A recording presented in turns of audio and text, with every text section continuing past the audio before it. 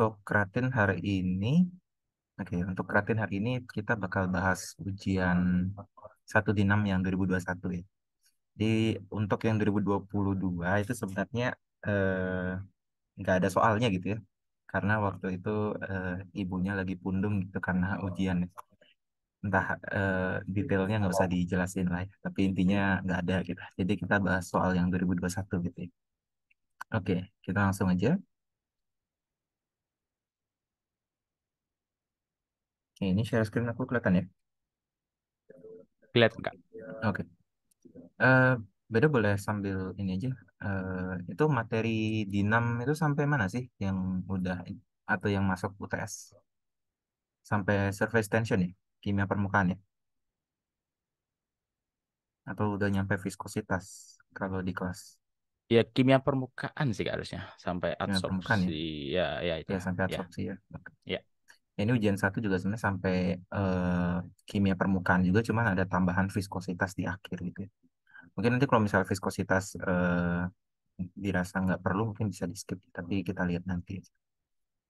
Oke, yang pertama ini kinetika dulu ya, laju reaksi gitu ya. Reaksi bla bla bla terus dikasih data konsentrasi X-nya 2 molar dan konsentrasi Y-nya 10⁻³ molar. Yang A dulu. Jelaskan teori yang dapat digunakan untuk mengolah data satu. Pertama, yang penting dari reaksi untuk studi kinetika itu adalah hukum laju ya. Hukum laju reaksi. Udah belajar di TPB ya, hukum laju reaksi. Itu kan perkalian dari konsentrasinya pangkat suatu orde K dikali sini konsentrasi X pangkat suatu orde alfa misalnya, konsentrasi Y dipangkatkan suatu orde beta gitu ya. Nah, itu seperti itu. Ini secara umum dulu. Kemudian kita masuk spesifik ke soalnya. Jelaskan dasar teori gitu ya. Nah, konsentrasi X-nya di sini 2 molar ya. Konsentrasi X0 itu 2 molar. Sementara konsentrasi Y0-nya itu 10⁻³ molar. Nah, ini kita lihat bahwa konsentrasi X-nya itu jauh lebih besar daripada konsentrasi Y ya. Itu 1000 kali lipat lah kurang lebih. Nah, jadi kita anggap selama reaksi, ini konsentrasi X-nya bisa dianggap konstan, relatif tidak berubah, relatif konstan. Karena saking besarnya gitu ya. Nah, maka ketika kita masukin ini, X-nya relatif konstan ke hukum laju, maka jadinya R aksen itu sama dengan konsentrasi X kan suatu konstanta, maka saya kasih K aksen gitu ya. Konsentrasi Y pangkat beta. Nah, ini kita sebut sebagai apa? Hukum laju reaksi pseudo ya. Reaksi pseudo atau semu bahasa ini. Semunya kenapa? Karena sebagian ordenya itu dari satu reaktan itu hilang informasinya. Kita anggap sebagai hukum laju reaksi semu. Nah, tapi kita punya di sini terhadap beta ya. Sorry, terhadap Y gitu, dengan orde beta. Nah, sementara kita punya di sini datanya kan T versus Y gitu ya. Nah, ini kita bisa regresi dengan hukum laju terintegrasi. Nah, di sini hukum laju terintegrasi itu pilihannya ada dua, antara dihafalin atau diturunkan langsung gitu. Nah, tapi kalau dulu saya sih lebih seneng diturunin ya. Jadi dari integralnya, tahu ya integralnya minus minus D konsentrasi A dt sama dengan suatu konstanta dikali A pangkat N. Nanti tinggal pilih aja N-nya sama dengan 0, 1, 2, dan seterusnya gitu ya. Nah, cuman untuk sekarang fasa-fasa itu sudah lewat gitu ya. Jadi lebih gampangnya pakai yang dihafalin. Karena udah di luar kepala juga. Tapi kalau misalnya belum, silakan feel free untuk mencoba penurunannya gitu ya. Hanya sedikit integral saja kok, nggak banyak gitu. Nah, untuk orde 0, itu rumusnya gimana?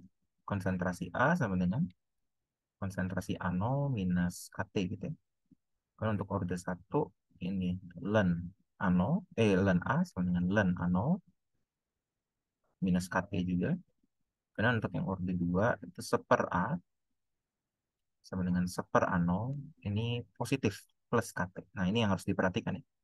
Tanda-tanda di sini tuh jangan sampai salah gitu ya. Oke. Nah, ini tinggal gampangnya tinggal regresi saja ya. Coba-coba gitu. regresi sesuai dengan orde pilihan atau orde orde tebakan gitu ya. Tebakan. Ini misal tebak orde 0 dulu. Orde 0. Ntar saya lupa ambil kalkulator. Bentar ya.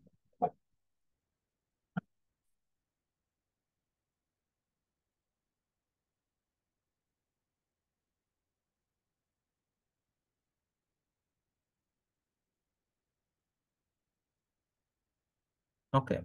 Kita coba orde 0 berarti yang diregresi adalah konsentrasi langsung terhadap waktu ya. Jadi konsentrasinya tidak diapa-apakan gitu.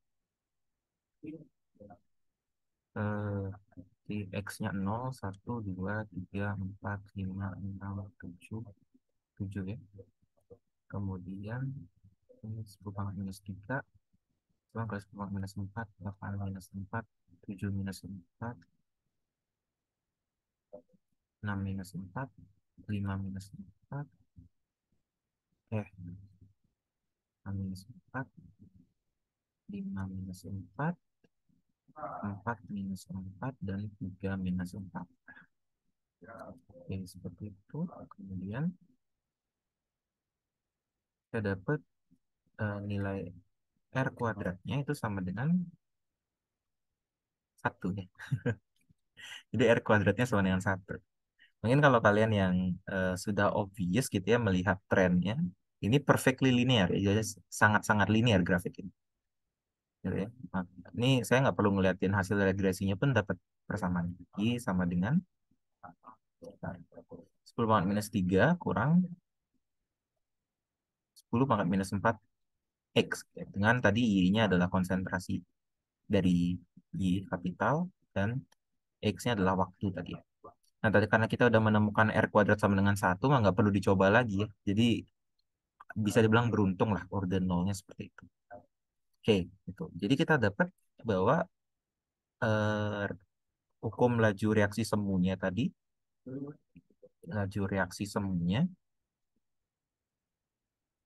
itu adalah R aksen sama dengan K aksen dikali konsentrasi Y, pangkat 0 tapi. Gitu. Jadi R aksen sama dengan K aksen saja. Ini untuk hukum laju reaksi semuanya. Tapi ini kan sama dengan tadi K aksen itu kita gunakan sebagai K dikali A konsentrasi X ya, pangkat alfa. Ini yang beneran ya, hukum laju sebenarnya, gitu ya. Yang kita dapat dari tadi kita menyederhanakan karena konsentrasi X-nya itu jauh lebih besar daripada konsentrasi Y pada keadaan awal. Oke, jadi gitu untuk dasar teorinya. Terus kita udah ngerjain sebagian yang B juga ya. Jadi yang B di sini kita dapat tadi orde terhadap Y, kemudian orde terhadap X yang kita belum dapat. Nah, ini sedikit direvisi ya, soalnya ini bukan konsentrasi A0 dan B0, tapi ini konsentrasi ini X, ini X gitu ya, X0, dan ini adalah konsentrasi Y0 gitu ya. Jadi ini sedikit direvisi gitu ya. V0 ini adalah laju awal gitu ya. Oke. Terus untuk nyari orde yang X gimana? Jadi kita pakai metode laju awal ya. Kita bandingkan laju awalnya R1 per R2 itu sama dengan K, K kan selalu konstanta ya. Konsentrasi X pangkat alfa tapi konsentrasi yang pertama dibagi dengan K dikali konsentrasi X yang kedua pangkat alfa gitu. Kan itu sebenarnya hukum lajunya kan R tadi. Tinggal dikasih subscript saja. Nah, kalau kita lihat di atas, R1-nya adalah 2 kali 10 pangkat minus 3. R2-nya 5 kali 10 pangkat minus 4. Kita tulisnya 20 kali 10 pangkat minus 4 di atas ya. Kan sama ya. Ini 5 kali 10 pangkat minus 4. Biar kelihatan. K-nya bisa saling coret di sini ya. Konsentrasi X-nya itu 2 sama 1. Maka di sini 2 per 1 pangkat alfa. Dengan 20 bagi 5 kan 4 ya. Sama dengan 2 alfa. Maka kita dapat alfanya sama dengan 2. Maka kita dapat Ordenya, hukum lajunya dulu. Yang full itu adalah R sama dengan K dikali konsentrasi X pangkat 2. Ordenya, orde X itu adalah tadi 2 ya. Dan orde Y-nya adalah 0. Jadi gitu. Jadi em, untuk menentukan orde Y-nya kita gunakan ini fakta bahwa konsentrasi X-nya jauh lebih besar daripada Y. Jadi kita membentuk hukum laju reaksi semu. Kemudian setelah itu kita tentukan orde terhadap Y-nya itu dengan regresi gitu ya. Regresi hukum laju terintegrasi. Ini eh, hukum laju terintegrasi ya. Terintegrasi. Ya. Itu di regresi nanti dapat ordenya, R kuadratnya, dan juga persamaannya gitu ya. Untuk sekarang sih persamaannya nggak penting, tapi nanti gitu ya. Kalau misal ditanya nilai K-nya. Seperti itu. Nah, kemudian dapat order dari Y, baru kita cari order dari X dengan data tambahan, ya, yaitu data kedua di sini. Metodenya laju awal. Kita bandingkan dua laju. Di sini data satu dan data dua, kemudian kita dapat rasio konsentrasinya dan kita bisa dapat ordernya berapa. Ini mungkin lebih standarnya harus dilogaritmakan ya. Jadi log 4 sama dengan log 2 alfa gitu. Alfa sama dengan log 4 dibagi log 2 gitu. Tapi kan ini cukup sederhana ya, jadi kita bisa langsung cari alfanya sama dengan 2 gitu. Oke. Ya, untuk A dan B dulu, apakah ada pertanyaan sampai sini? Belum ya, belum selesai yang B ya. Yang ada yang bagian I-nya, ada bagian double I-nya. Ini tadi baru double I yang I ya. Ini baru yang I gitu ya. Kemudian yang double I belum. Yang double I diminta adalah konstanta laju reaksi pembentukan Z lengkap dengan satuannya. Nah, jadi ini kita bebas ya, karena kita udah punya R sama dengan K dikali konsentrasi X kuadrat. Kita tinggal masukkan salah satu data. Jadi kan 20 kali 10 kuadrat minus 4. Misalnya masukin data yang pertama. Itu adalah K dikali dengan konsentrasi X-nya. Itu kan 2 kuadrat. Oke, sorry. Ini lebih baik masukkan satuan ya, biar terbiasa. Satuannya adalah molar per menit. Oke, betul ya, molar per menit.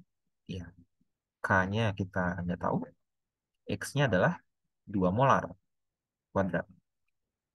Maka K itu kan sama dengan 20 kali 10 4 minus 4 dibagi dengan 4 molar kuadrat ya. Jangan lupa satuannya. Hasilnya adalah 5 kali 10 pangkat minus 4 molar minus 1 menit pangkat minus 1. Jadi ini satuan khas untuk orde 2 ya. Jadi mungkin untuk satuan K ya, sedikit recap, satuan K itu adalah molar pangkat minus eh, O tambah 1 gitu ya. Kemudian second atau second pangkat minus 1 ya. Jadi O itu apa? O itu adalah jumlah orde total. Jadi tadi kan O-nya kan 2 ya. Jadi minus 2 tambah 1 jadi minus 1. Itu satuan K. Ini molarnya bisa diganti nanti jadi ppm, bisa. Kemudian tekanan juga bisa, kilopascal misalnya, atau atmosfer. Ini ada banyak. Atau mol pun juga bisa. Ini waktunya juga bisa diganti jadi detik, jadi menit, misalnya jam, misalnya tergantung ya, tergantung soal. Tapi intinya adalah molaritas konsentrasi dikalikan dengan waktu pangkat minus 1. Itu. Oke. Nah, untuk A dan B ada pertanyaan dulu. Harusnya masih aman ya. Ini masih laju reaksi biasa. Ada pertanyaan?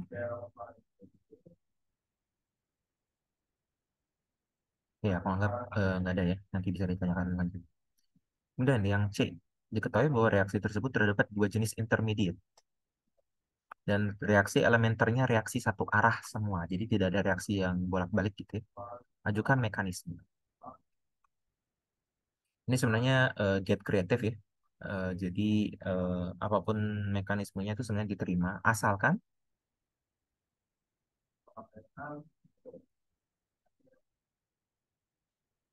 itu boleh, asal sesuai dengan hukum laju.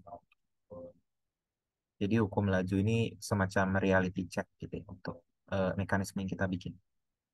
Nah, kita lihat bahwa lajunya itu kan sama dengan K dikali konsentrasi X kuadrat. Maka di sini eh, RDS, RDS yang rate determining step, itu pasti ada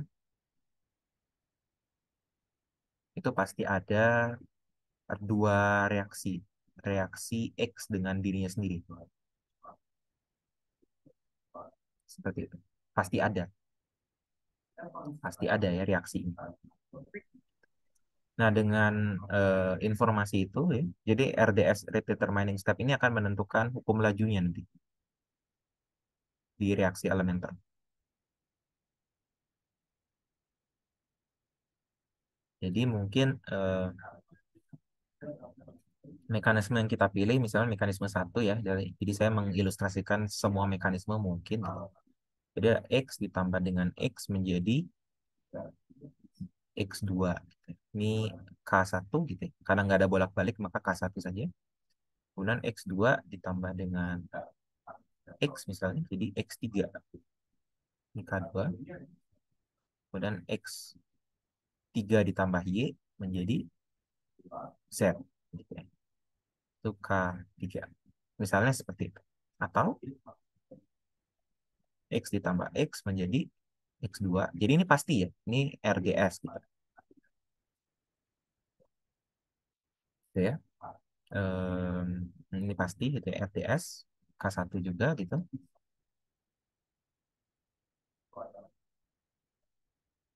Atau X2 ditambah Y dulu. Misalnya.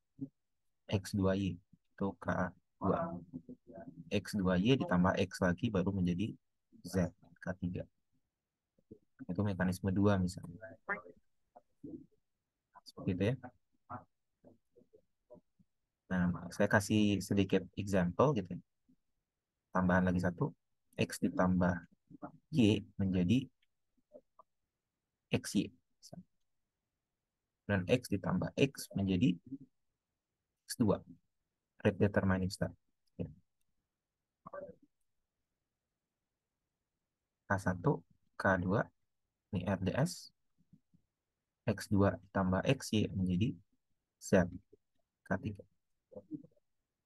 Nah, ini pun sama ya, asalkan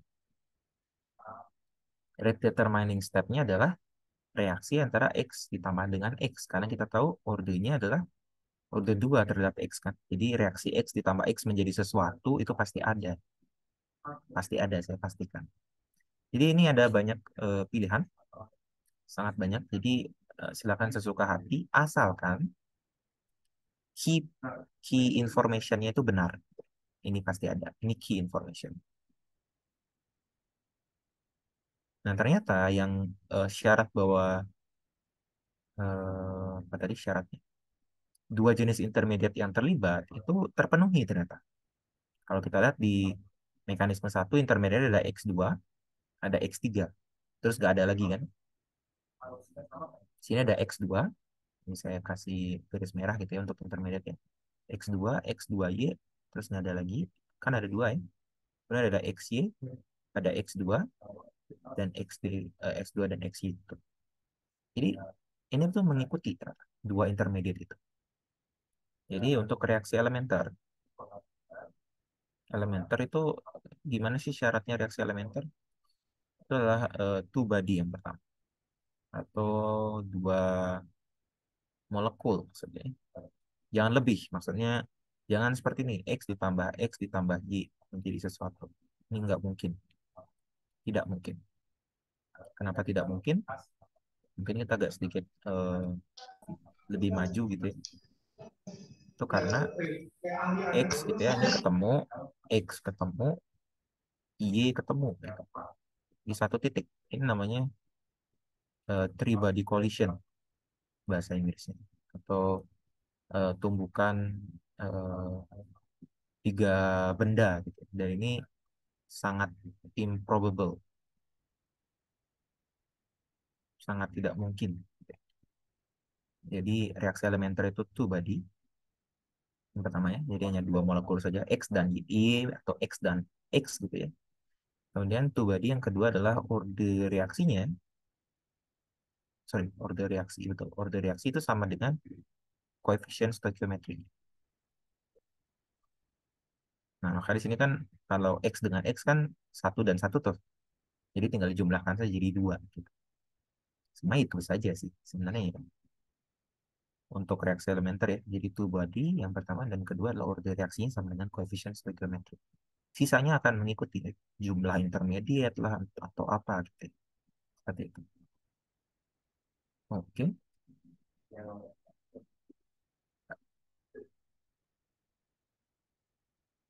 Oke, mau nanya, kalau di hukum laju reaksi ada dua reaktan. Cara bikin RDS ini gimana? Ya, misal nih, misal gitu ya. R-nya itu sama dengan K dikali konsentrasi X dikali konsentrasi Y. Misal ya. Maka ambil saja satu step yang melibatkan X dan Y. X ditambah Y menjadi XY. Udah, ini jadi RDS. Sisanya ya ngikut gitu ya. Sisanya ngikut. Oh, saya lupa. Syarat terakhir. Penjumlahan reaksi elementer itu sama dengan reaksi total ya. Itu saya lupa. Penjumlahan reaksi elementer sama dengan reaksi total. Nah, jadi kalau tadi contohnya hukum lajunya K dikali X dikali Y, maka bikin aja reaksi X plus Y menjadi XY. Dan itu kita tetapkan sebagai rate determining step. Itu. Ya. Sisanya akan mengikuti gitu ya mekanisme reaksi. Kalau RDS itu cuma buat di orde 2 apa semua orde? Semua orde juga bisa ya, kecuali orde 3. Karena tadi saya bilang three body collision itu nggak mungkin. Kan kalau orde 3 kan harus ada tiga molekul yang bereaksi kan. Nah, kalau reaksi elementer orde satu misalnya, itu kan berarti sama dirinya sendiri ya. A menjadi B misalnya, RDS. Gitu ya. Kalau yang orde 2 berarti bertumbukan. A ditambah B menjadi C, RDS.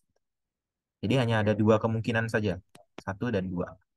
Lebih dari itu, orde 3, orde 4, dan berikutnya, itu nggak bisa karena tadi, many body collision. Itu sangat-sangat improbable. Sangat-sangat tidak mungkin. Seperti itu ya. Gitu ya. Oke. Oke, lanjut. Nah, ini reaksi elementernya sudah saya usulkan gitu ya. Yang D kita diminta untuk membuktikan bahwa dengan pendekatan steady state bahwa jawaban C itu sesuai dengan data percobaan reaksi. Nah, ini tuh sebenarnya straightforward nih. Tapi saya jelaskan dulu sedikit bagaimana sih pendekatan steady state. Jadi pendekatan steady state itu dianggapnya bahwa ini kan ini ya, intermediate itu tidak akan dihasilkan di akhir kan? Intermediate itu akan habis di tengah reaksi. Di tengah reaksi. Artinya apa? Saya konsentrasi intermediate di T sama dengan 0, itu sama dengan 0 gitu ya. Di awal dia nggak ada, di akhir pun, tak hingga gitu ya, itu juga nggak ada. Gitu. Gitu ya. Nah, artinya apa? Kita bisa bikin semacam perubahan konsentrasi intermediate. Itu adalah DIDT. Gitu ya. Itu sama dengan mendekati nol gitu ya. Karena apa? Karena di awal dan di akhir terbentuk, kita bisa anggaplah konsentrasi intermediate-nya itu kayak dekat sama nol gitu. Jadi kayak ketika intermediate dihasilkan, dia juga langsung habis. Gitu. Jadi ini artinya apa?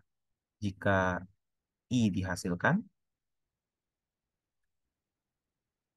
I langsung bereaksi. Jadi perubahan konsentrasinya pun sangat kecil. Nah, seperti itu.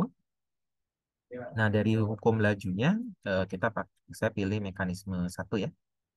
Mekanisme satu kan X ditambah X menjadi X2 X2 ditambah X menjadi X3. Jangan lupa ini adalah RDS-nya. X3 ditambah Y menjadi K. Berapa nih? Z gitu ya. Dengan masing-masing di sini adalah K1, K2, K3. Nah, tadi kan RDS itu yang menentukan laju, betul? Maka lajunya itu akan sama dengan laju tahap yang RDS. Gitu. Ini adalah laju tahap RDS. Ini adalah K1 dikali konsentrasi X kuadrat. Selesai. Kenapa selesai? Karena tidak ada intermediate. Intermediate di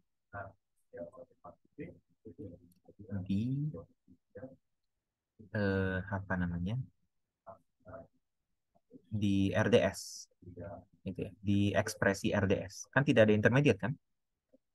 Sini X, X, X2 dan seterusnya. Kalau kita lihat tiga mekanisme ini pun tidak ada intermediate di RDS-nya. Ini ya, saya highlight sedikit RDS-nya. Tidak ada intermediate, tidak ada intermediate, dan tidak ada intermediate.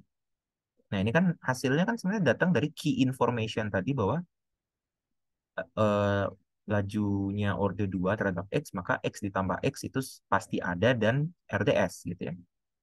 Saya lupa menambahkan dan RDS. Tapi kalau misalnya kita ignore atau abaikan info penting tadi, maka kita bisa bikin mekanisme yang sesuka hati gitu ya, 4 gitu. Misalnya X tambah Y itu menjadi XY, XY ditambah dengan X menjadi X2Y, dan ini saya ambil sebagai RDS. Ini misal kan, misal ya, X2Y ditambah dengan X menjadi Z. Nah, dari ekspresi RDS-nya maka R-nya sama dengan K2 dikali konsentrasi XY dikali konsentrasi X. Gitu.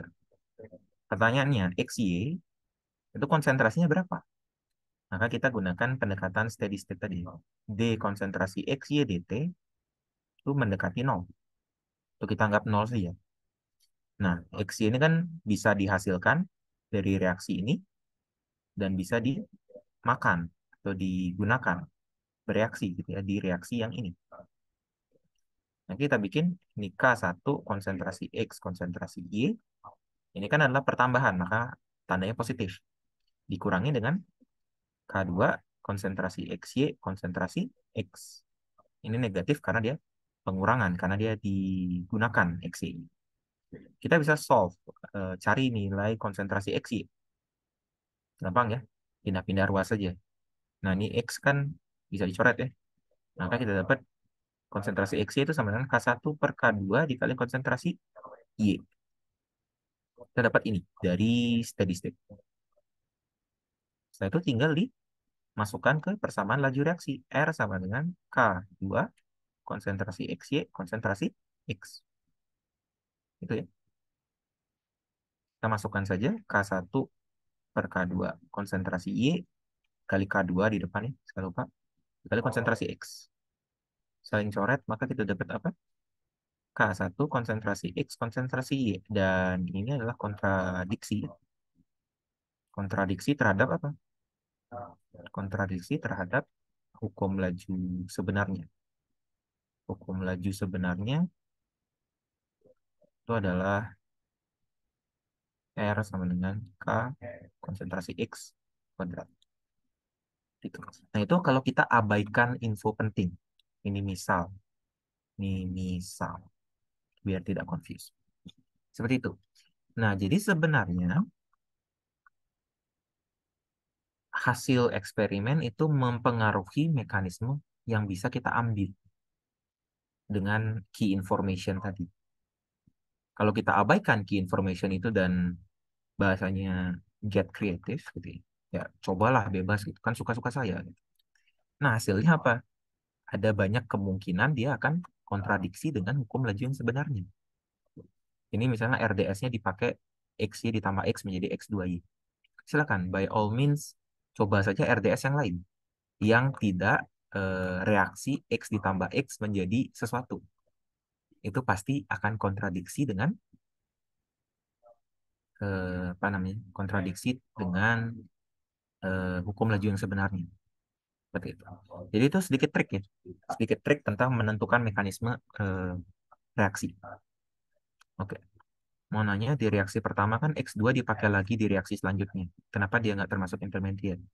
Jadi saya bilangnya yang underline merah ini intermediate ya. Jadi yang underline merah itu intermediate.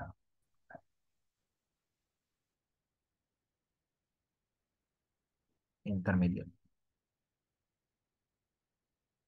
Oke. Oke.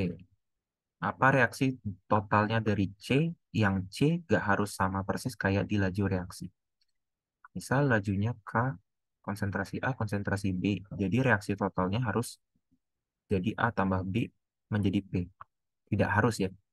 Jadi di sini, oke saya paham maksudnya. Jadi lajunya K dikali, misalnya ini ya. Ketika lajunya K dikali konsentrasi X dikali konsentrasi Y, apakah reaksi totalnya X ditambah Y jadi sesuatu? Belum tentu ya. Buktinya apa? Buktinya reaksi total di sini kan 3X ditambah Y menjadi Z. Itu reaksi totalnya. Tapi hukum lajunya K dikali konsentrasi X kuadrat. Jadi apa namanya? Reaksi total itu tidak persis sama dengan hukum laju reaksi. Tapi untuk reaksi elementer ya persis sama. Karena tadi itu definisi dari reaksi elementer gitu ya. Yang di poin nomor 2 ini. Order reaksinya sama dengan koefisien stoikiometri. Jadi selama mengikuti 3 aturan ini, maka reaksi elementernya itu valid. Oke, jadi seperti itu. Oke. Ini untuk steady state cuma bisa dipakai untuk intermediate, nggak bisa dipakai buat di RDS. Iya, betul. Jadi steady state itu mungkin kasih notes di sini ya, notes ya, bahwa steady state itu hanya untuk mencari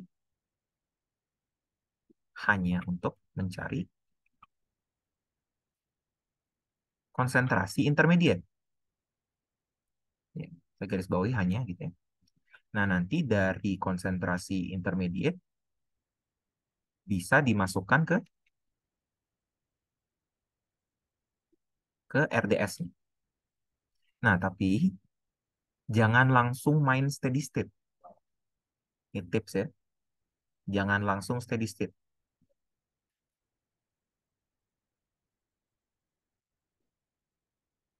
Jadi lihat dulu RDS-nya seperti apa. Contohnya di sini. Contohnya di sini ya. RDS-nya ini kan melibatkan X dengan X kan. X dengan X itu kan reagen awal. Tidak mengandung intermediate. Jadi, ngapain nyari konsentrasi intermediate? Kan nggak penting. Ya. Sementara kalau di sini, XY ditambah X menjadi X2Y, itu rate determining step-nya. Di sini ada XY, konsentrasi intermediate. Barulah di steady state. Gitu. Jadi steady state ini menjadi tool untuk mencari konsentrasi I yang kita butuhkan untuk RDS.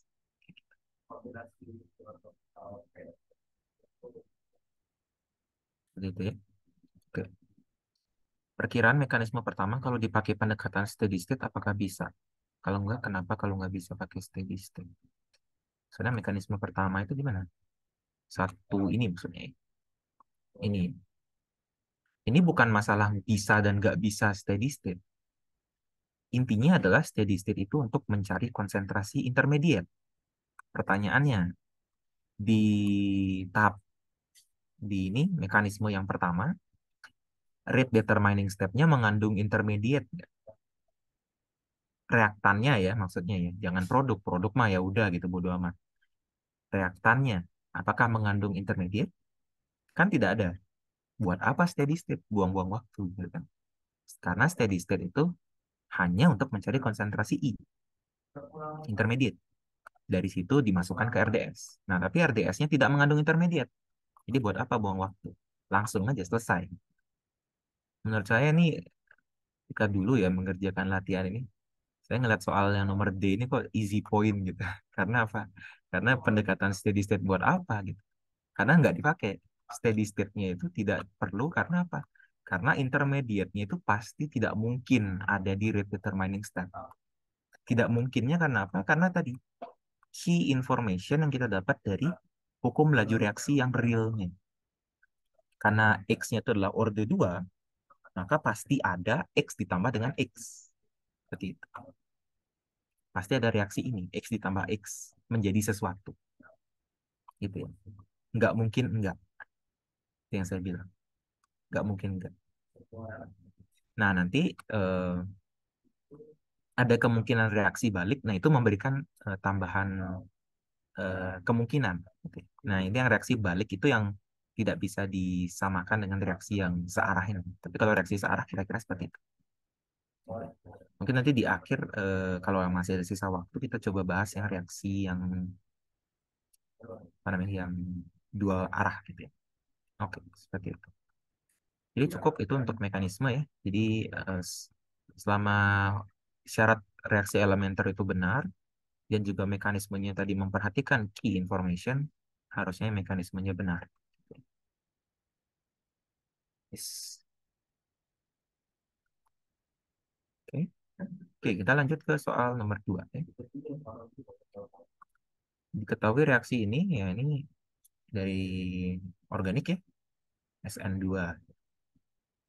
Jelaskan mekanisme reaksi dengan menggunakan pendekatan teori keadaan transisi. Jadi kalau teori keadaan transisi mungkin bahas sedikit ya. Keadaan transisi intinya adalah reaktan bergabung membentuk kompleks teraktivasi.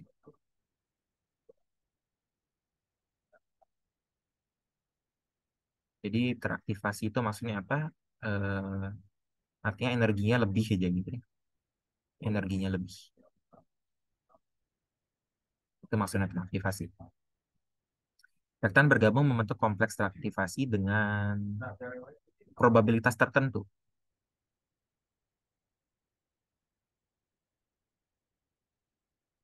Jadi tadi contohnya A ditambah B menjadi eh, TS gitu ya, saya bilangnya transition state. Ini ada probabilitasnya. Jadi lebih baik itu dituliskannya sebagai reaksi bolak-balik. Kemudian TS ke produk itu satu arah biasanya. Ini pun juga ada probabilitasnya. Kayak gitu ya. Jadi itu teori keadaan transisi secara umum. Nah, kita diminta untuk menjelaskan mekanismenya. Jadi kita coba aja Br minus ditambah dengan CH3Cl menjadi kompleks teraktivasi kan harus digabung gitu ya. Jadi di sini Br CH3Cl. Kita kasih tanda di sini ada double ini ya. Ini adalah double dagger rasanya. Ini tanda yang umum untuk menjelaskan transition state gitu. Jangan lupa ini bolak-balik. Kemudian BrCH3Cl transition state-nya itu menjadi CH3Br ditambah dengan Cl minus. Seperti itu. Gitu ya. Jadi ini mekanismenya. Nah, ini sebenarnya sih nggak perlu mikir ya. Ini adalah mekanisme SN2. Udah belajar di SOM ya harusnya ya. Jadi itu nggak perlu di sweat out gitu kan. Nggak perlu dipikirin terlalu jelas gitu. Nah, itu kemudian B, gambarkan kurva skematik energi bebas Gibbs terhadap koordinat reaksi. Nah, jadi karena kita menggunakan keadaan transisi di sini, nah kita bisa punya kurva energi bebas Gibbsnya G ya. Dan ini adalah koordinat reaksi. Seberapa jauh sih reaksinya itu berjalan gitu ya. Nah, yang pertama eh, dia itu akan lurus gitu, kemudian ketika jarak tertentu dia akan naik, kemudian ini ada dua gitu. Bisa turun, bisa naik, tergantung dari reaksinya. Ini adalah reaksinya, reaktan gitu ya. Ini adalah transition state, dan ini produknya. Ini ada sedikit bagian gambar yang perlu tahu ya. Yang pertama ini. Yang biru ini adalah delta G transisi namanya. Ini biasanya sebanding dengan energi aktivasi. Kita membacanya energi aktivasi. Kemudian ada dari sini ke sini. Sorry. Dari sini ke sini. Ya, gitulah pokoknya. Ini adalah delta G reaksi. Ya, ini ya sedikit ini. Nah, itu yang C. Tuliskan yang Anda ketahui tentang persamaan airing. Airing. Kalau diplot terhadap energi potensial, apakah bentuk kurvanya akan sama? Apa maksudnya plot terhadap energi potensial? Oke, saya paham maksudnya. Itu adalah potensial energi surface ya. Jadi ini adalah plot koordinat reaksi namanya. Adalah plot koordinat reaksi. Koordinat reaksi. Nah, yang tadi disebutkan itu adalah potential energy surface.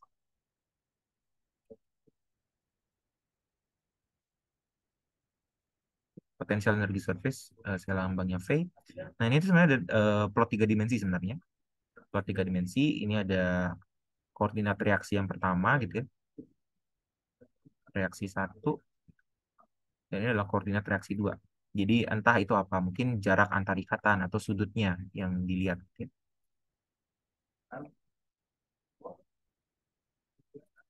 Nah, jadi nanti untuk produk gitu ya, sorry reaktan dulu, itu bentuknya kira-kira sebenarnya sama gitu ya, bentuknya sama. Jadi seperti ini, terus turun gitu ya. Ini reaktan, ini TS, ini produk. Cuman di sorry ini mungkin di TS gitu. Ini di satu arah ya. Jadi ini di satu arah gitu. Di satu arah yaitu di arah koordinat reaksi 2. Tapi di arah yang lain dia bentuknya bukan puncak seperti ini, tapi dia adalah minimum seperti itu. Misalnya ya. Semoga ini bisa dilihat perspektifnya. Mungkin tulisan TS-nya saya hapus dulu. Tapi dia ini, nah sekarang ini di koordinat reaksi 1. Kita dapat bahwa TS ini bahasa matematikanya apa? Saddle point atau titik pelana. Ayo kalkulus 2A ya. Itu adalah saddle point untuk TS itu kalau untuk potential energy surface. Ya sebenarnya adalah 2 koordinat reaksi terus kita plot potensialnya atau bukan potensial tapi ini delta G, G misalnya. Juga banyak dibilang potensial energy surface seperti itu. Nah itu kalau 3 dimensi ya. Yang saya ini TS di sini seperti itu. Oke. Itu kalau misalnya plot potensial. Oke. Bentuk kurvanya kira-kira hampir sama. Cuman dia di-expand ke 3 dimensi aja. Oke. Dengan tadi batasannya bahwa TS itulah saddle point. Saddle point itu kalau masih lupa sama kalkulus 2A, di satu arah dia maksimum, di arah yang lain dia minimum. Jadi kan saya gambarkan di arah koordinat reaksi 2 itu dia maksimum kan? Tapi di arah reaksi 1 itu minimum. Itu saddle point. Tinggi kurvanya kan bebas. Gimana kita tahu puncak pembentukan produk lebih tinggi atau lebih rendah? Ya, dari data gitu ya. Jadi naik produknya itu lebih tinggi dari reaktan atau lebih rendah, itu tergantung sama data. Delta G-nya positif atau negatif. Kalau di sini contohnya delta G-nya negatif ya. Di sini delta G-nya negatif. Seperti itu. Tapi kalau misalnya nanti delta G-nya positif, berarti produknya harus lebih tinggi daripada reaktan. Kayak gitu. Nah, kalau untuk puncak TS-nya itu selalu lebih tinggi dari dua-duanya ya. TS itu selalu lebih tinggi daripada R dan P. Nah, namanya juga kompleks teraktifkan kan. Teraktivasi, energinya lebih. Maksud energi lebih adalah dia membentuk puncak energi seperti itu. Oke, itu untuk kurvanya. Kita lanjut ke apa yang kita ketahui tentang persamaan Eyring. Yang pertama, persamaan Eyring yang paling penting adalah dia bukan deskripsi empiris ya, tapi ini deskripsi teoritis dari reaksi. Teoritis dari laju reaksi. Kalau yang empiris samanya Arrhenius ya. Empiris itu artinya berasal dari data.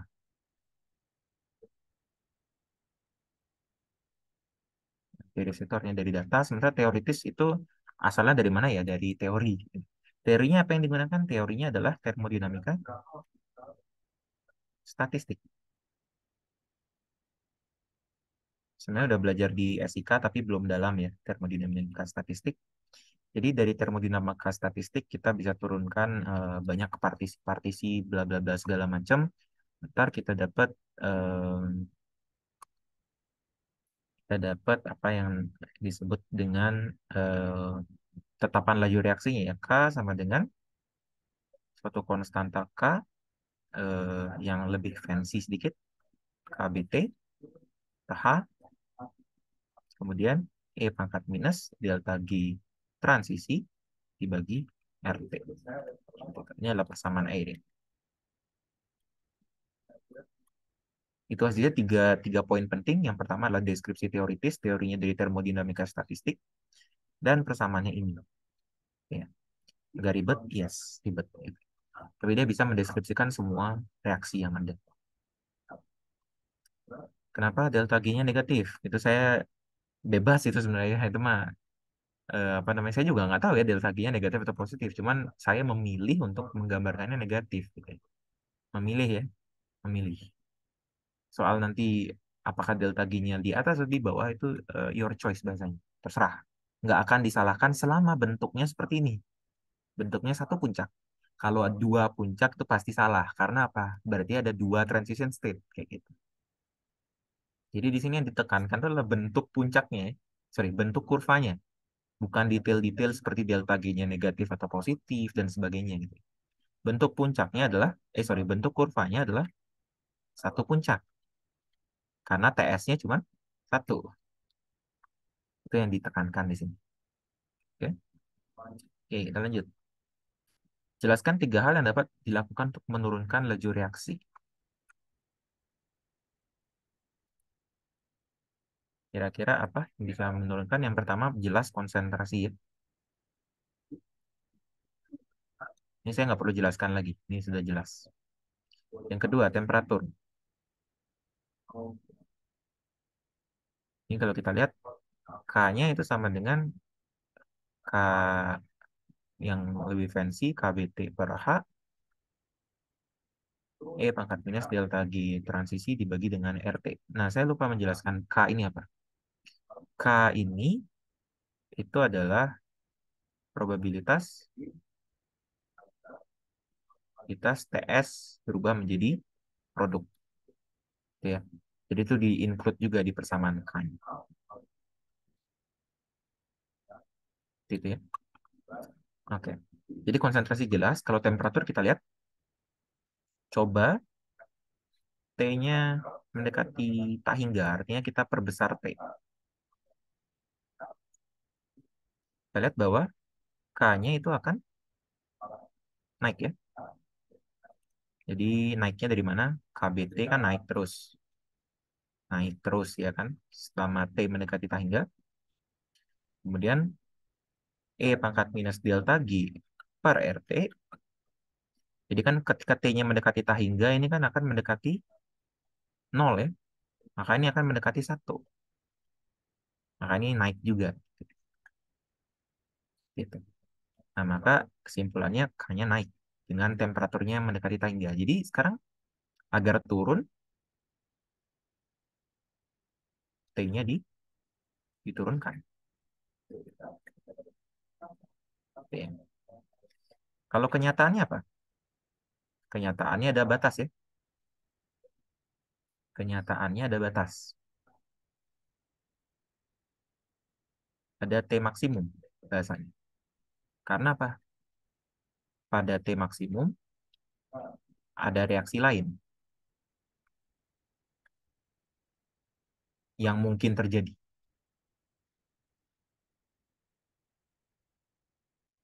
Jadi biasanya kita batasi sampai T maksimum. Jadi kita turunkan sampai T tertentu, gitu. Itu akan menurunkan lajunya. Kata dia transition state itu terjadi kalau dia melebihi energi aktivasi. Bukan seperti itu ya. Transition state itu bukan masalah energinya lebih dari energi aktivasi. Tapi intinya adalah reaktan bergabung membentuk kompleks yang energinya lebih. Tidak harus lebih tinggi daripada energi aktivasi atau gimana gitu. Nah, cuman agar dia bereaksi, gitu ya, agar dia bereaksi, energinya harus lebih. Gitu. Paham ya? Kalau dia energinya kurang, berarti dia nggak mungkin bereaksi.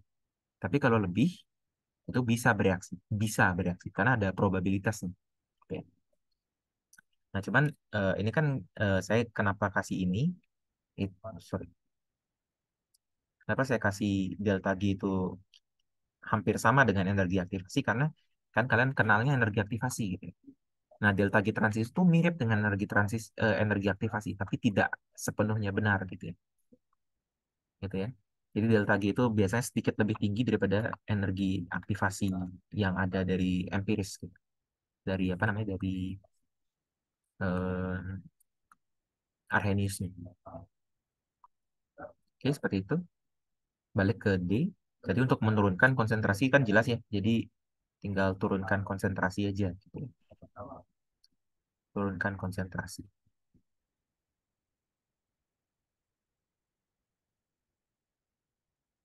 Temperatur tadi turunkan temperatur kesimpulannya. Iya. Jadi dia tidak mengaruh untuk temperatur ya. Tidak ngaruh ke reaksinya endo atau exo. Endo sama exo itu apa sebenarnya? Endo dan exo itu kan adalah delta H reaksi, betul? Tapi lihat, yang dipakai apa? Delta G transisi, bukan reaksi. Jadi yang penting adalah di sini, apa posisi transition state. Nah, karena posisi transition state itu mengharuskan delta G transisi itu positif, ya, karena naik dia, maka di sini selalu positif kan? Selalu positif, betul di sini. Jadi, endo sama exo itu tidak berpengaruh. Kalau di TPB mungkin belajarnya endo sama exo berpengaruh ya, tapi di sini enggak. Seperti itu. Ya, lagi-lagi inilah deskripsi lengkap dari laju reaksi dengan persamaan Erik. Semua anomali itu bisa dijelaskan di situ. Nah, pertanyaannya kenapa Indo sama EXO tuh sekarang kan ada tuh apa namanya? Apa sih faktor yang mempengaruhi laju reaksi? Kalau reaksinya Indo, maka ketika temperaturnya naik, suhunya malah sorry, lajunya malah turun. Sorry, lajunya naik. Tapi kalau EXO kebalikannya. Nah, itu berhubungan sama delta G transisinya. Delta G transisinya itu bisa, sorry, delta H reaksi ini bisa mengubah delta G transisi. Hubungannya apa delta G transisi sama dengan delta H transisi minus T delta S transisi. Nah, delta HR di sini nanti dia bisa masuk ke delta H transisi di sini yang bisa mengubah-ubah di situ. Apakah delta G-nya kurang positif atau lebih positif? Kalau kurang positif berarti kenaikan apa eh, penurunan terhadap temperaturnya itu lebih kecil kayak gitu, dan sebagainya. Gitu. Oke, tadi tambah satu lagi belum ya? Belum masuk E. Satu lagi apa kira-kira?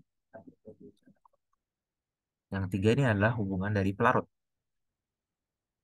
ganti pelarut. Nah, pelarut ini spesial karena dia bisa satu mengubah interaksi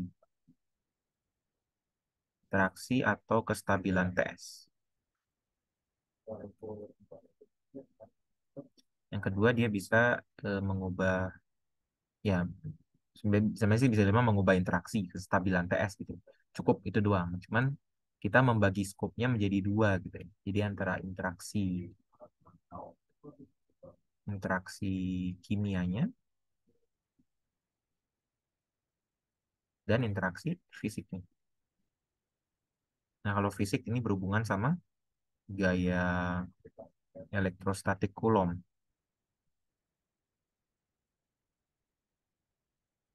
gitu. Nah, untuk yang ini gaya PDW misalnya, Van der Waals ya, atau gaya-gaya lainnya. Ya. Pertanyaannya, pelarut seperti apa yang akan mengubah reaksi? Kalau misalnya di organik kan kita belajar SN2 itu cocoknya pakai apa? Pelarut protik ya. Pelarut protik dia punya ikatan hidrogen yang dapat berinteraksi dengan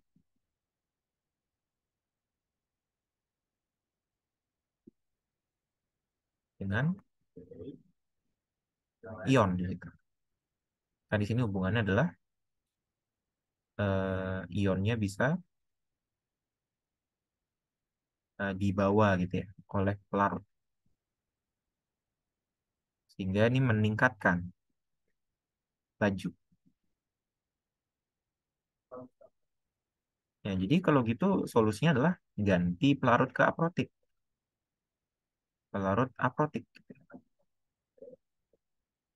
Kalau pelarut non polar, ini polar aprotik gitu ya. Polar aprotik. Nggak usah dijelasin lah ya, polar pasti aprotik. Polar aprotik tuh pasti ada polar dan non sorry, aprotik tuh pasti polar gitu. Nah, tapi jangan non polar. Karena kalau non polar nanti ionnya tidak bisa larut. Tidak bisa larut ya. Tuh. Itu satu pelarut aprotik. Kemudian pelarut yang dengan epsilon R berbeda. Epsilon R itu apa? Konstanta dielektrik ya. Gaya Coulomb itu kan sama dengan minus seperempat I epsilon nol epsilon R. Q1 Q2 per R kuadrat. Nah, jadi jika epsilon R-nya besar, maka F-nya kecil. Karena di sini berhubungan dengan ion, maka jika epsilonnya diperbesar,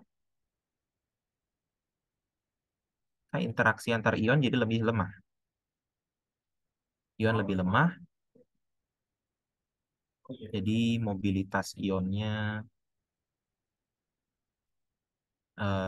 relatively lebih besar gitu ya. Karena dia tidak ditahan oleh interaksi ion.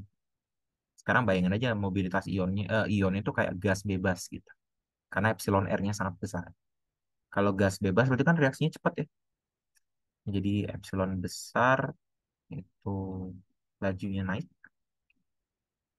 Kita pilih pelarut dengan epsilon R lebih kecil. Seperti itu.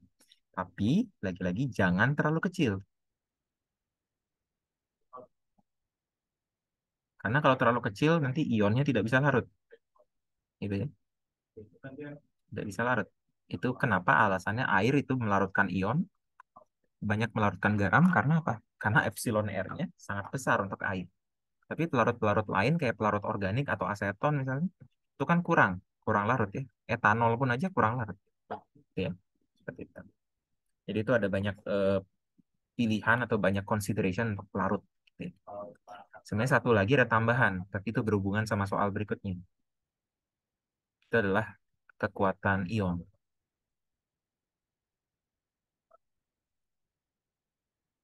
Jadi di sini reaksinya itu kan berhubungan dengan ion, maka kekuatan ionik pun bisa berpengaruh ya. Nah, untuk kata kuncinya mempelajari kekuatan ionik ini adalah efek garam kinetik. Intinya apa? Jadi jika I-nya besar, I itu sebenarnya apa? Itu adalah jumlah muatan ion ya. Muatan ion efektif dalam larutan. Jadi I meningkat itu akan meningkatkan laju reaksi ion ditambah ion dengan muatan sama, muatan sama tanda gitu ya. Jadi sama-sama positif atau sama-sama negatif. Kalau di sini I-nya menurun, itu meningkatkan laju ion dengan beda tanda. Gitu ya. Alasannya kenapa? Kalau misalnya I-nya naik, gitu ya, maka kita bisa Anggap pelarut itu penuh dengan ion-ion yang eh, bisa dibilang banyak gitu ya. Pelarut penuh dengan ion yang saya sebut dengan crowding. Nah, crowding ya. Nah, sekarang kalau misalnya ada banyak ion dan crowding, maka yang awalnya ion positif dengan ion positif, ini kan saling tolak-menolak ya. Tuh, ini kan contoh aja. Sekarang ada banyak ion-ion di sini. Negatif, negatif, negatif, negatif, negatif. Karena banyak kan crowding kan, negatif. Yang positif-positif mah udah jauh gitu ya. Yang positif-positif pasti udah jauh. Nah, yang negatif-negatif ini bisa memberikan gaya counter di sini. Yang justru menyebabkan dua ion positif tadi berdekatan dan apa? Lebih mungkin bereaksi.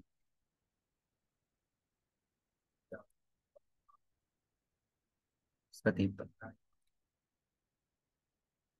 Nah, kalau untuk yang beda tanda, itu malah jadinya repelling kalau kebanyakan. Sorry, bukan repelling, tapi ketarik jauh gitu ya. Menjauh gitu. Karena apa? Karena crowding di sekitarnya itu menyebabkan dia itu eh, tersebarnya jauh gitu. Tidak sukar bergerak. Itu kalau beda tanda. Karena kan crowding artinya kita mensolvasi gitu, ya. Mengitari gitu. Seperti itu. Kira-kira seperti itu untuk kekuatan ion ini. Nah, sekarang di sini kita punya reaksi negatif ketemu dengan netral. Gitu ya. Sebenarnya sih nggak netral-netral banget ya, ketemunya sama dipol parsial positif. Nah, karena itu beda tanda, maka kita ekspektasinya adalah nilai I yang naik akan menurunkan laju. Seperti itu. Oke, ini sedikit konsep untuk efek garam kinetik. Ada juga nanti ada efek isotop kinetik. Silakan dibaca lah ya. Siapa tahu nanti iseng itu muncul gitu ya, efek isotop kinetik. Oke, jadi seperti itu untuk dua soal pertama tentang laju reaksi. Kalau ada pertanyaan langsung ditanyakan aja, langsung saya jawab gitu ya. Oke, kita lanjut ke tiga. Ini udah masuk ke adsorpsi nanti. Jadi ada selulosa termodifikasi di karboksimetil selulosa di CMC yang terikat silang. Terikat silang itu, jadi saya punya dua rantai gitu ya. Ini rantai selulosa gitu ya. Nah, kemudian di sini terikat silang itu seperti ini. Jadi ada cabangnya tapi terikat dengan rantai yang sebelahnya gitu. Ini ada lagi misalnya, kemudian ada ikatan lagi di sini random, di sini random lagi gitu. Nah, itu namanya terikat silang atau crosslink.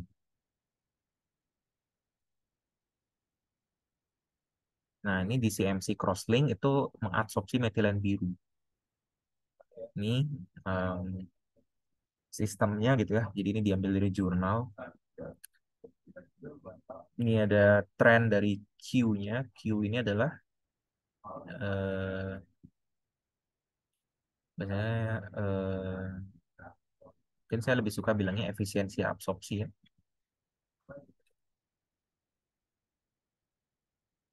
Satuannya miligram per kilogram. Jadi sini miligram itu miligram yang terabsorpsi per kilogram absorben. Makanya saya bilang efisiensi absorpsi.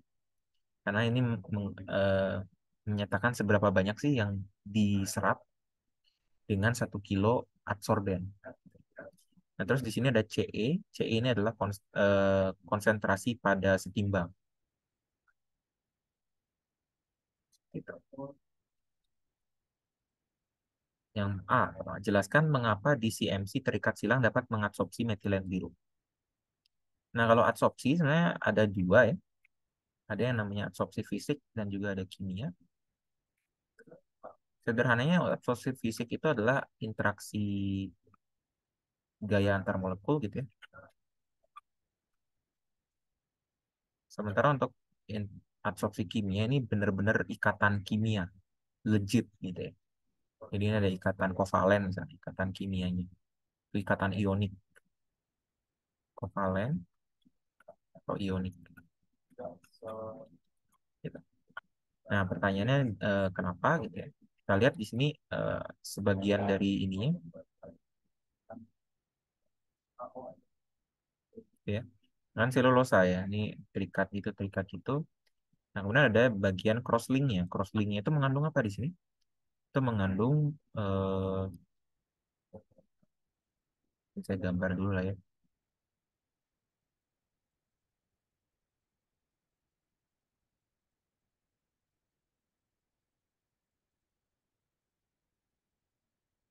Itu dan seterusnya gitu ya. Nah, di sini kita lihat ada salah satunya di sini terikat dengan gugus di sini ya. Ini saya lihat gugus lagi. Ini sebenarnya bukan minus ya, tapi di sini lanjut ke selulosa bawahnya itu. Itu. Nah, seperti itu. Kemudian di sini ada OH-OH-nya gitu ya. Ada OH-OH-nya. Sorry.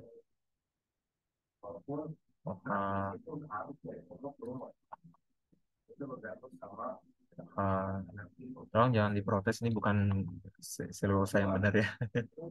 Sudah lupa struktur selulosa gimana. Nah, seperti itu kira-kira. Nah, gimana metilen biru itu bisa teradsorpsi? Kita lihat juga struktur metilen biru ya. Di sini kita punya N, kemudian ada cincin benzen, ada N sama S heteroatom, heteroaromatik, dan juga ada di sini yang penting. Ada N, metil, metil, double bond, positif, dan something something else gitu, dan seterusnya. Nah, kita lihat di sini ada interaksi ionik yang sangat kuat. Itu yang pengen saya highlight sebenarnya. Ditambah juga di sini nanti ada em, banyak dipol-dipol ya, dipol-dipol. Tapi itu kayak interaksi yang secondary gitu ya, sekunder. Ini yang primernya di sini. Itu adalah ionik di sini. Itu ya. Jadi itu yang pertama. Jadi mungkin di sum up ini interaksi ionik gugus DCMC di karbonil dengan kation iminium ya, iminium, iminium di N plus gitu di situ ya. Itu menghasilkan interaksi yang cukup kuat, interaksi absorpsi yang kuat.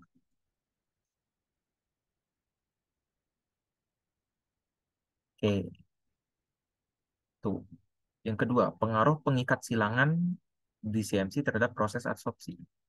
Nah, ketika dia ini kan sebelumnya gini ya, ini sebelum. Jadi si metilen birunya bisa nempelnya di sini, gitu ya, atau di sini, di sini. Nah, tapi ketika di crosslink itu, maka dia bisa menempel di sini, di sini, di sini. Nah, di sini kan crosslinknya kan bisa nempel di sini, bisa nempel di sini, bisa nempel di sini. Itu sesudah. Karena crosslinknya memberikan interaksi kan. Kalau sebelumnya kan mungkin dia interaksinya hanya dengan OH saja, hanya dengan OH. Karena kan OH kan bisa memberikan dipol, jadi ion dipol gitu.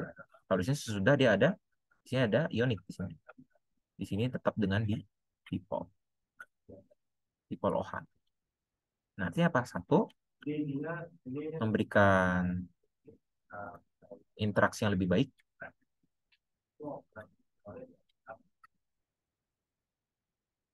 Yang kedua adalah memperluas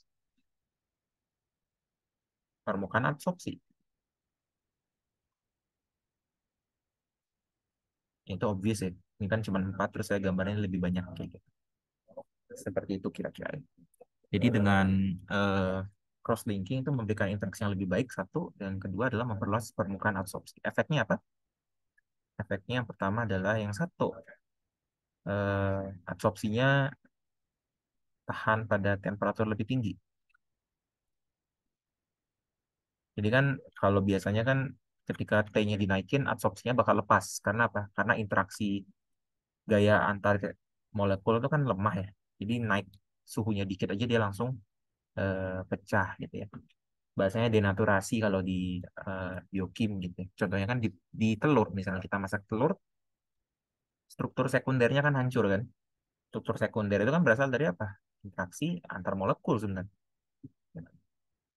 Absorpsinya tahan pada T yang lebih tinggi, dan yang kedua adalah kapasitas. Nah, iya kapasitas absorpsi. Sorry, bukan efisiensi absorpsi, tapi di sini mungkin kapasitas ya. Kapasitas absorpsi. Kapasitas absorpsi. Seperti itu. Kapasitas absorpsinya lebih besar karena tadi luas permukaannya lebih besar juga. Oke, yang B. Pada kurva di atas terdapat isoterm absorpsi SIPS yang merupakan kombinasi isoterm Langmuir dan Freundlich. Deskripsikan perbedaan masing-masing isoterm Langmuir dan Freundlich. Oke. Yang pertama isoterm Langmuir dulu. Isoterm Langmuir ini yang paling bahasanya adalah em, bahasanya ini yang paling ideal gitu ya. Ini adalah interaksi absorpsi ideal. Ada beberapa aksiom untuk Langmuir. Yang pertama adalah interaksi antara adsorben dan adsorbat itu sama. Sorry, homogen bahasanya. Homogen. Yang pertama. Kedua adalah tidak ada interaksi antar adsorbat. Adsorbat itu yang diadsorpsi ya, yang yang nempel pokoknya. Adsorben itu adalah tempatnya. Jadi interaksi antara adsorben dan adsorbat itu homogen. Tidak ada interaksi antara adsorbat. Yang ketiga itu adalah eh, apa namanya? Sebentar, saya itu oh iya, adsorbatnya monolayer. Itu monolayer. Jadi artinya tidak bisa ditumpuk gitu ya. Tidak menumpuk, kasarnya gitu, tidak menumpuk. Kalau mungkin saya deskripsikan secara visual, ini adalah adsorbennya. Kan di sini adalah adsorbatnya seperti itu, dia nempel gitu ya. Homogen semua, jadi dia mengisi pelan-pelan gitu. Terus di sini tidak ada interaksi ya. Dan juga nggak numpuk seperti ini. Gitu. Itu nggak mungkin kalau untuk Langmuir. Makanya saya bilang ini adalah yang ideal. Gitu ya. Yang ideal. Nah, yang friendly ini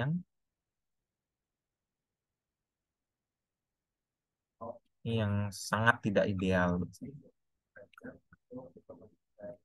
Jadi ini incomplete violation of the first isotherm gitu. Jadi Langmuirnya itu benar-benar di apa namanya? Benar-benar sangat di deny gitu ya. Kayak benar-benar complete opposite. Jadi interaksinya tidak homogen.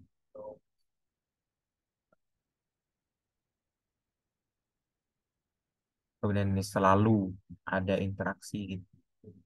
Interaksi antar adsorbat, dan kemudian di sini multi layer. Seperti itu ya. Itu friendly, sangat tidak ideal. Jadi ini kita punya di apa spektrum ya, dua itu.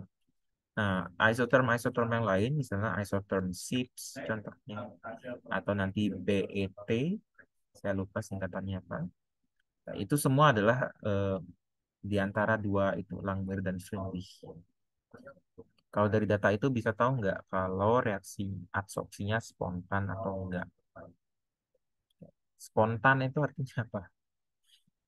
Spontan itu terjadi tanpa perlu penambahan energi yang banyak gitu ya.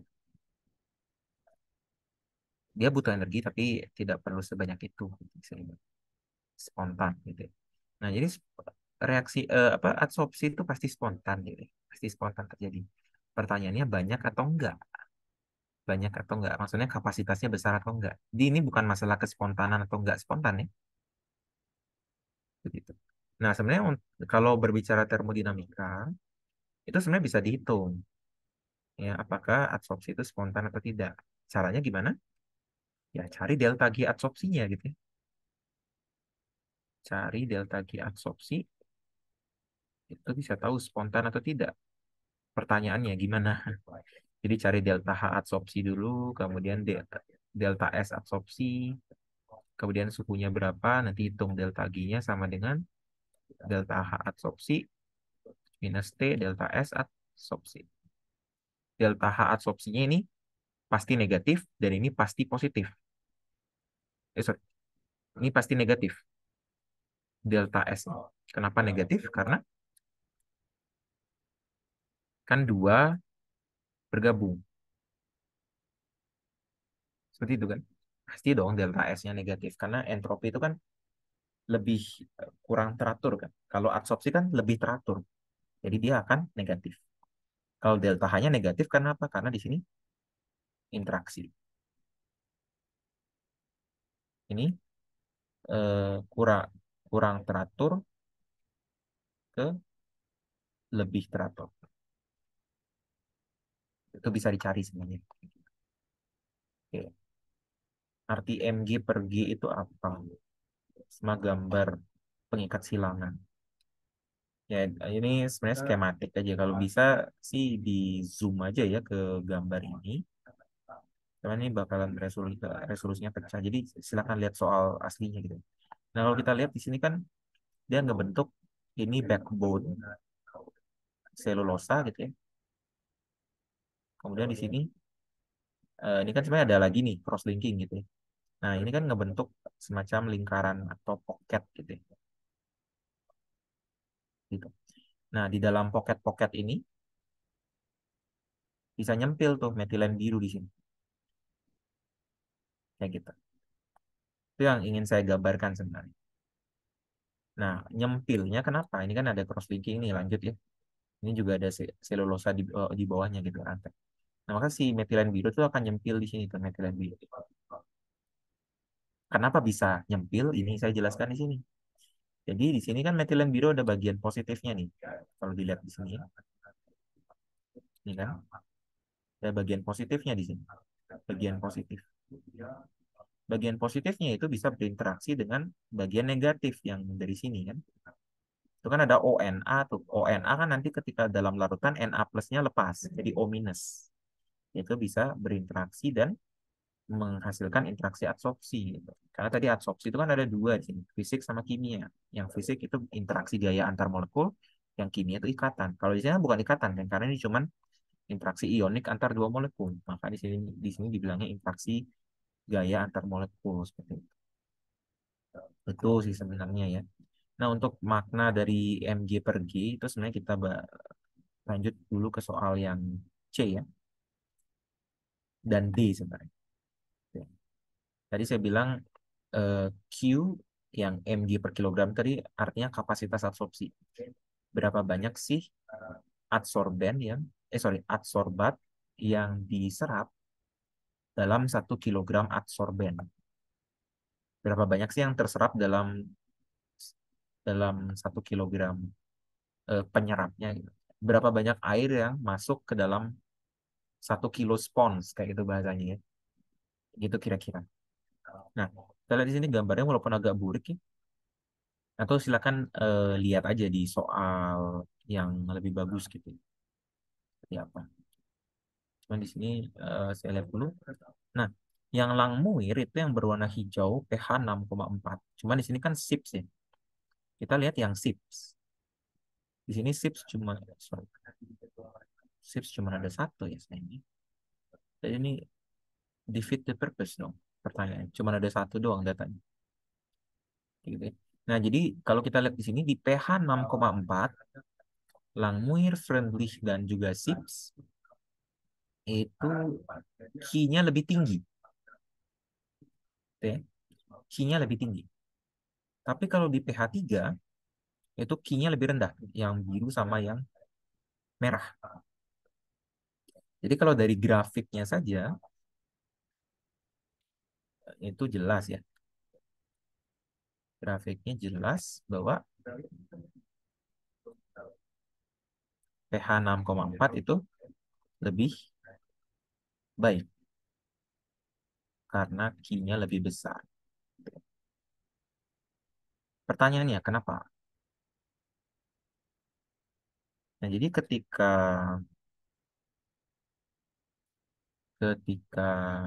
pH naik, gugus COO minusnya akan, sorry, mungkin saya kasih pH turun ya.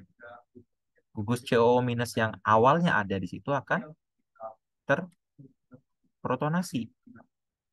Kan tadi ada gugus COO minus kan? Menjadi apa? COOH. Yang sekarang interaksi dipol aja paling. Dipol ion. Ini kan jauh lebih lemah daripada ion dengan ion. Akibatnya apa? Akibatnya pasti kapasitas adsorbennya berkurang. Ini lebih sedikit molekul Mb atau metilen biru yang nempel gitu ya. Seperti itu. Itu penjelasannya. Jadi ketika kita turunkan pH, gugus COO minus di sini akan terprotonasi menjadi COOH.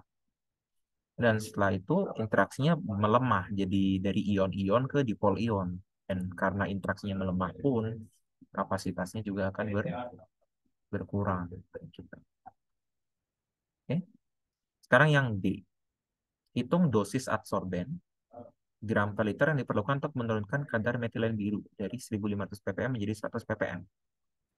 Jadi konsentrasi awalnya itu adalah 1500 ppm. Kemudian konsentrasi equilibriumnya yaitu setelahnya itu adalah 100 ppm. Nah, pertama kita cek dulu Q-nya berapa.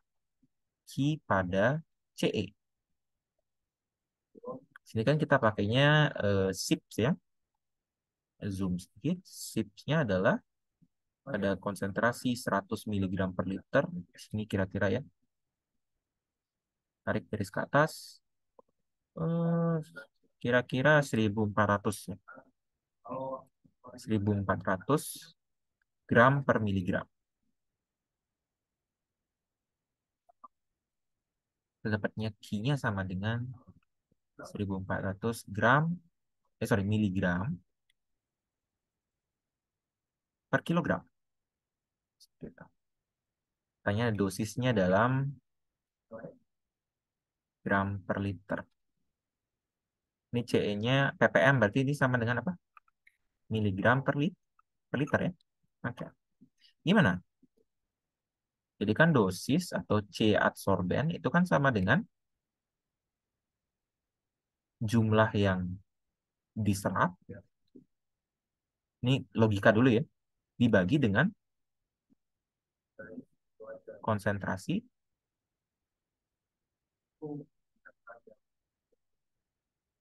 jumlah yang diserap, konsentrasi ya maksudnya. Konsentrasi yang diserap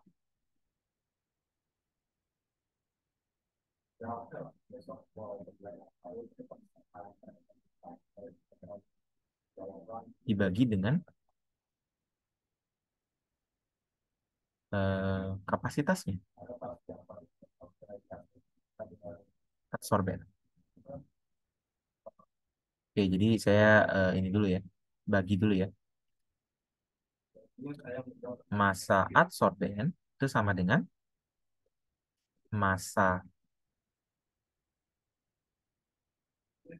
zatnya dibagi dengan kapasitasnya adsorben. Ini jelas ya.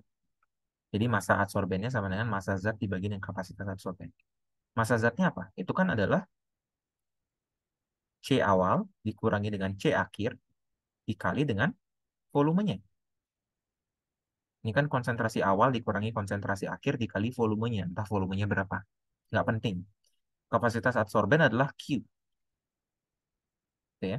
Nah, sekarang C adsorben itu kan sama dengan massa adsorben dibagi dengan volumenya berapa. C0 dikurangi CE dibagi dengan V dibagi V dikali Q. Nah, ini V-nya saling coret ya. Maka kita dapat C0 dikurangi CE dibagi dengan Q. C0-nya tadi 1500 ppm, miligram per liter, dikurangi dengan 100 miligram per liter. Itu CE-nya dibagi dengan Q. Q-nya adalah 1400 miligram per kilogram. Yang kita dapat C adsorbennya adalah 1 ya. 1 kilogram per liter. Ini adalah konsentrasi adsorben. Berapa banyak sih massa adsorbennya dalam 1 liter larutan? Nah, tapi pertanyaannya itu dalam dosisnya dalam gram per liter. Ini kan dalam kilogram per liter kan? Ya kita ubah dong. Ini kan tinggal jadi 1000 gram per liter. Selesai. Jadi tidak perlu banyak menghafal rumus ya. Pakai logika. Massa adsorben sama dengan massa zat dibagi dengan kapasitas adsorben. Ini sama kayak mol itu sama dengan, sorry, bukan mol ya. Eh, ya ini karena kebetulan massa per massa sih. Gitu. Kayak molaritas lah. Molaritas sama dengan mol dibagi volume. Sekarang di sini pertanyaan tuh mol itu berapa? Sorry, volume itu berapa? Volumenya sama dengan ya mol dibagi dengan molaritas gitu ya. Itu. Jadi dibolak-balik seperti itu ya. Asalkan kita mengerti kapasitas adsorben adalah massa zat dibagi dengan massa adsorben. Ini adalah Q, kapasitas adsorbennya.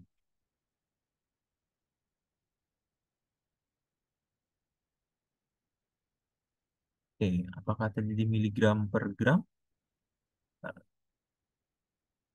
Oke, sorry, miligram per gram ya, bukan miligram per kilogram. Jadi di sini saya koreksi, ini miligram per gram. Berarti di sini bukan 1 kilogram per liter ya, tapi ini 1 gram per liter. Jadi ini udah selesai, nggak perlu diubah-ubah lagi sebenarnya.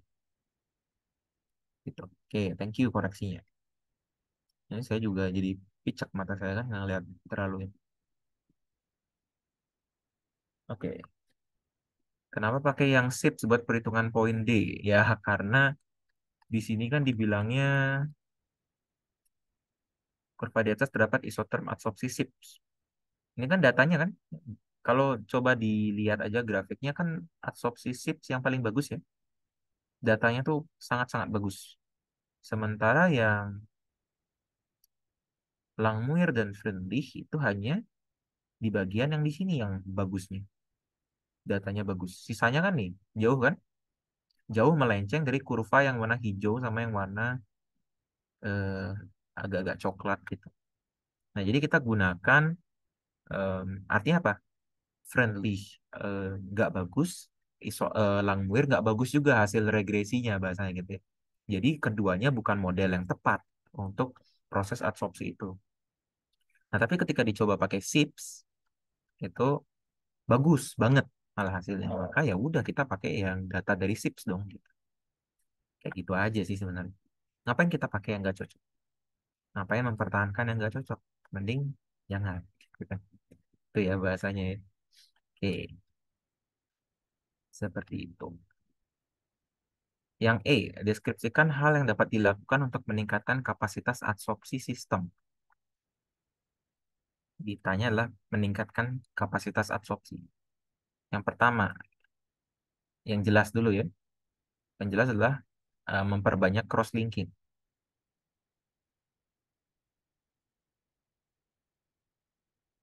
Mungkin bukan memperbanyak ya, tapi memaksimalkan. Karena pasti ada optimumnya gitu ya. Jadi tadi cross-linking berhubungan dengan luas permukaannya ya, adsorben. Kedua adalah memaksimalkan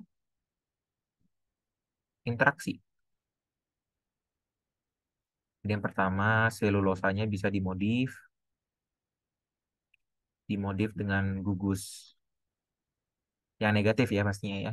COO minus, ini lemah ya. Kalau COO minus, yang kuat yang mana? SO3 minus ya. Ini yang kuat.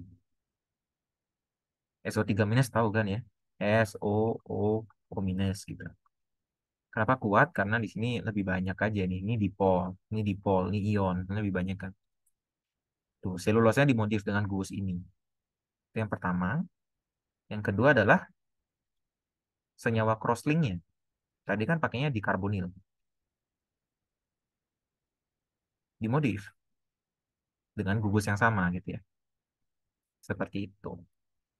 Nah, jadi apa? Jadi di sini ada dua ya approach yang bisa kita lakukan. Luas permukaan atau crosslink. Seperti itu. Sorry, atau interaksinya yang kita ubah. Lebih kuat atau lebih gimana gitu. Seperti itu. Itu untuk adsorpsi. Oke. Ada pertanyaan dulu sampai sini? Soalnya ternyata banyak juga ya. Apa sih yang bikin soal 21 ini tidak manusiawi banget ya? Oke. Soal nomor 4. Laju reaksi lagi ya. Jadi bla bla bla bla bla benzen di azonium klorida terdekomposisi menghasilkan gas N2. Kemudian ini di sini dikasih tahu konsentrasi awal ya. 0,071 molar pada suhu sekian. Pada saat T mendekati tahingga yaitu berlangsung sempurna, gas N2-nya adalah 58,3. Untuk memperoleh konsentrasi bla bla bla. Ya, seperti itu. Ini dibaca aja lah. Ini dapat data. Yang A, hitung konsentrasi benzen diazonium chloride dalam molar yang tersisa pada setiap waktu pengamatan. Oke. Jadi di sini ambil dulu kasusnya. Ambil kasus T kurang dari tahingga. Jadi kan kita bisa bikin benzen diazonium chloride menjadi benzyl chloride ditambah dengan gas N2. Kita bisa bikin mula-mula reaksi setimbang tuh. Ya, TPB lah ya. Balik lagi ke TPB. Nah, seperti itu. Ini konsentrasi awalnya channel. Di sini belum ada. Jika bereaksi, dia bereaksi sebanyak fraksinya, X channel. Di sini bertambah X channel. Di sini bertambah X channel. Maka di akhir kita dapat channel 1 dikurangi X. Di sini X channel, di sini X channel. Itu pada kasus T kurang dari tahingga. Pada T sama dengan tahingga, kita dapat ya sama sih. Cuman sekarang kan reaksinya sudah habis kan. Channel berkurang channel, bertambah channel, bertambah channel. Begitu. Nah, tadi fraksi N2 itu kan sama dengan mol N2 per mol N2 pada saat tahingga. Gitu ya. Pada saat tahingga. Atau sama dengan volume N2 dibagi dengan volume N2 pada saat tahingga. Tuh. Nah, mol N2 per mol N2 pada saat tahingga itu kan X channel dibagi dengan channel. Kan itu mol ya. Volume N2-nya ini dapat dari data. Volume N2 pada saat tahingga itu adalah 58,3. Maka kita dapat X-nya sama dengan V per 58,3. Pertanyaannya, konsentrasi benzen diazonium kloride-nya berapa? Itu kan sama dengan C0 dikali dengan 1 minus X. Tuh. Kan dari sini nih, sisanya. Yang ditanya sisa kan? Kita cek dulu. Yang tersisa, betul. C0-nya kita tahu 0,071 molar. 1 minus X, taunya dari mana? Taunya dari data dong. Kan tuh ada banyak data ya. Volume N2 dibagi dengan 58,3. Nah, sekarang sisanya tinggal nguli saja. Teman. Eh, ini langsung saja ya ditaruh di sini ya. Ini 0,071 molar. Kemudian selanjutnya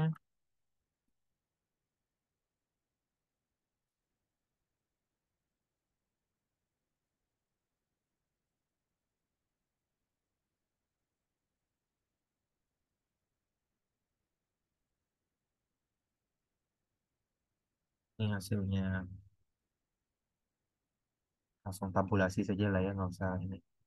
Sini 0,071, di sini 0,058. Tadi dibilangnya cukup tiga angka di belakang koma. Kemudian 19,3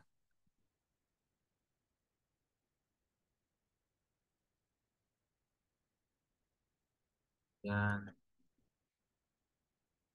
26,3.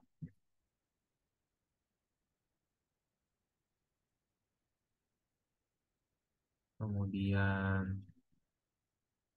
eh, 0,032. Kemudian 37,3. 0,026. Lanjut sebelahnya 1,3, 4,3,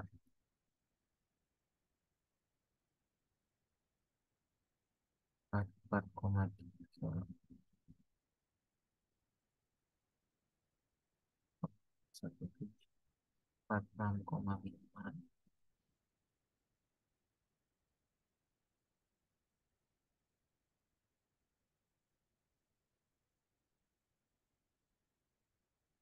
48,4,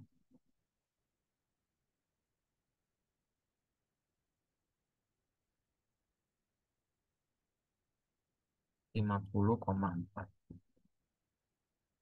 Finally 0,009 sama 0,10 lah ya. Nah, seperti itu. Itu datanya. Ah, ya, sedikit mulia. Oke, terus kemudian B. Buat grafik aluran yang memperlihatkan perubahan volume N2 sebagai fungsi waktu. Nah, sebenarnya saya males ya gambar yang terlalu eh, spesifik gitu ya. Maksudnya terlalu akurat. Tapi kita kira-kira aja. Dari 0 ke 3 itu kan stepnya 3 menit. Itu namanya 10,8. Dari 3 ke 6 nambahnya sekitar 8 mili saja. Jadi berkurang ya. Kemudian dari 6 ke 9 itu bertambahnya cuman, iya berkurang juga lah intinya lah. Ya. Bukan bertambahnya 8 gitu. Di sini bertambahnya cuman 7 kayaknya. Ya 7 ya. Di sini bertambahnya cuma 6, di sini bertambahnya cuma 5, bertambahnya cuma 4, bertambahnya cuma 3, bertambahnya cuma 2, bertambahnya cuma 1,5 ish, bertambahnya cuma 2 ish. Ya pokoknya gitu. Nah intinya kan dia berkurang gitu ya. Penambahannya berkurang. Artinya kita bisa bikin grafik kira-kira bentuknya seperti ini. Kira-kira aja ya, nggak usah diserius ini. Ini kira-kira. Volume N2 ini adalah T pada sama dengan Tahingga kan 58,3. Nah, cuma nanti kenyataannya kan ada titik-titik begitu di sini ya. Yang kalian perlu plot, masalah titik-titiknya itu jarak-jaraknya deket banget. Jadi harus pakai apa namanya? Pakai kertas grafik di sini. Dan saya malas aja ngeluarin. Nah, seperti itu. Kira-kira gitu. Yang C juga sama. Yang C itu adalah konsentrasi eh, benzen diazoniumnya. Sama lah ya kira-kira ya. Bukan sama naiknya maksudnya. Kita lihat dulu. Sini berkurang sekitar 0,02, berkurangnya 0,01, berkurangnya 0,01 ish. Enggak sih, 0,008, 0,007, 0,006, 0,005, 4, 3, 2, 2. Nah, sama juga, itu berkurangnya pun melambat. Artinya apa? Artinya dia bentuknya kira-kira seperti ini. Yes, jelek amat. Ini ya. Nah, ini konsentrasi awalnya adalah 0,071. Nah, kira-kira kalau bentuknya seperti ini, orde berapa sih? Kira-kira aja. Ini adalah orde 1. Ya. Kira-kira. Orde 1. Nah, itu penting kenapa? Karena berhubungan sama soal-soal berikutnya. Yang D, tentukan laju awal pembentukan N2. Nah, laju awal pembentukan N2 itu membutuhkan laju awal itu membentukan hukum laju. Pertanyaannya, hukum lajunya kan R sama dengan K dikali konsentrasi benzen diazonium klorida pangkat nggak tahu ya pangkat berapa, pangkat alfa misalnya. Ya. Ini kita nggak tahu, maka kita cari dulu. Cari dulu dengan regresi. Regresi ya. Kita udah punya data dan kita juga punya ansatz. Ya. Ansatz adalah educated guess ya.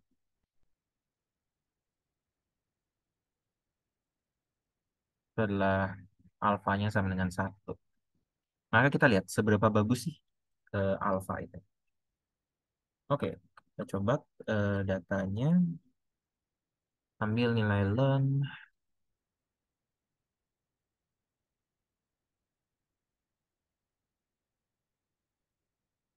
Learn 0,071. Learn 0,058. Learn 0,017. Learn 0,039.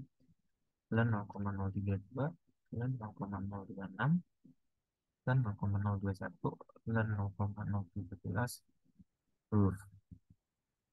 17. Learn 0,014. Learn 0,012. Learn 0,01. Y-nya, oh my god, saya kebalik harusnya. Wah, X-nya itu waktu ya. Ada 24, 27, dan 30. Oke, sekarang ulang lagi konsentrasinya. Ambil nilai lemnya 0,071, 0,058, 0,047, 0,047, dan 0,039, dan 0,032, dan 0,026, dan 0,021. Ini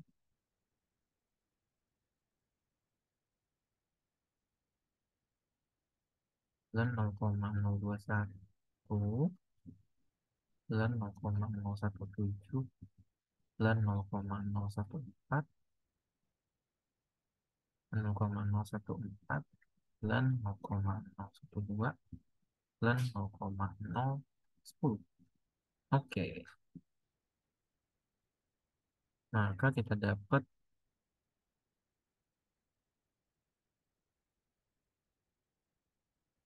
R kuadratnya sama dengan 0,9991. Ya, good enough lah ya. Nggak usah dicek alfa sama dengan 2 atau berikutnya itu nggak perlu. Gitu ya. Kemudian saya dapat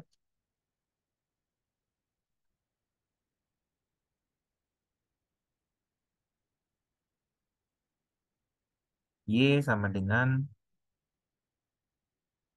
minus 0,066 X dikurang 2,6556. Gitu. Tapi yang penting sih adalah nilai K-nya ya. K-nya di sini sama dengan 0,066 molar, sorry, second minus 1 ya. Sorry, di sini menit minus 1. Gitu. Oke. Nah, lajunya itu kan sama dengan K 0,066 menit minus 1 dikali dengan konsentrasi awalnya. Itu adalah 0,071 molar pangkat 1 kan. Jadi ini tinggal eh, kali 0,071 ya. Hasilnya adalah 4,694 kali 10 pangkat minus 3 molar per menit. Nah, laju penambahan konsentrasi N2-nya berapa? Ini kan sama dengan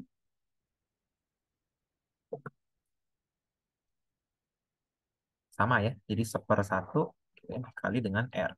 Karena koefisiennya 1. 4,694 kali 10 pangkat minus 3 molar per menit. Tanyanya, volumenya berapa? dVn2 per dt. Gampang ya. Ini 4,694 kali 10 pangkat minus 3 molar dibagi dengan, nah sini C0 itu kan adalah 0,071 kan? Ini ya. C0 ini sama dengan 0,071 molar, tapi dia ekuivalen dengan 53,8 mililiter. Sorry, 58,3 kebaliknya. 58,3 mililiter. Tolong yang lainnya nggak kebalikan. Oke, 58,3. Jadi ini tinggal dibagi dengan 0,071 molar dikali dengan 58,3 mili per menit. Hasilnya berapa?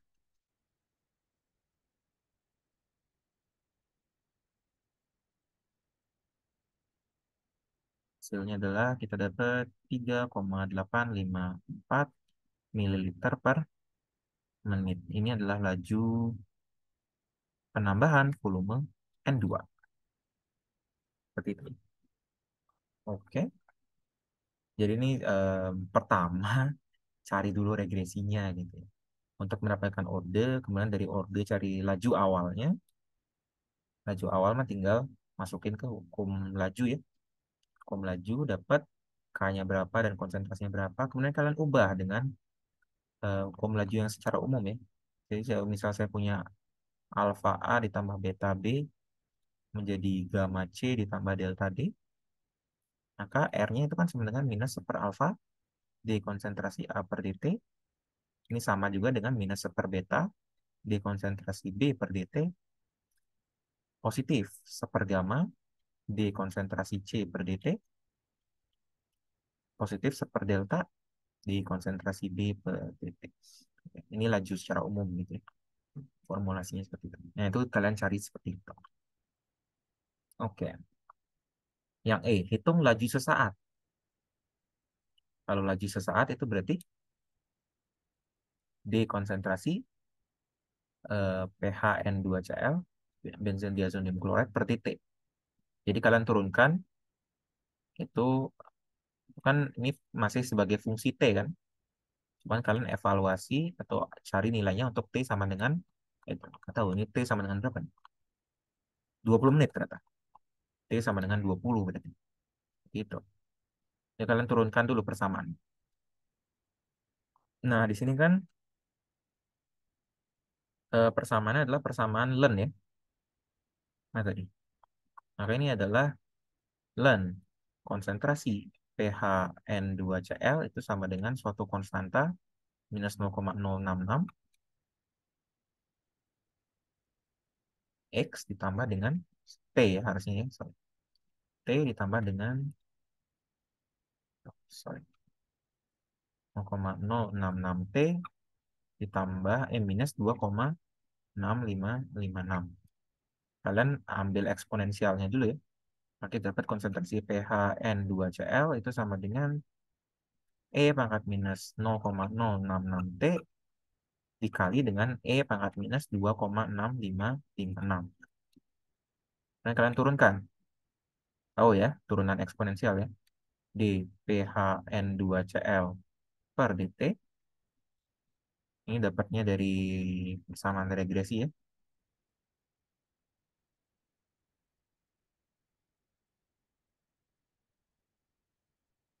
Itu diturunkan nih hasilnya berapa?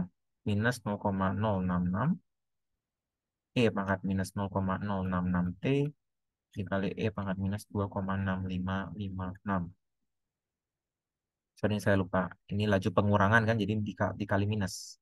Maka ini jadinya positif ya. Nah, tinggal masukin T sama dengan 20.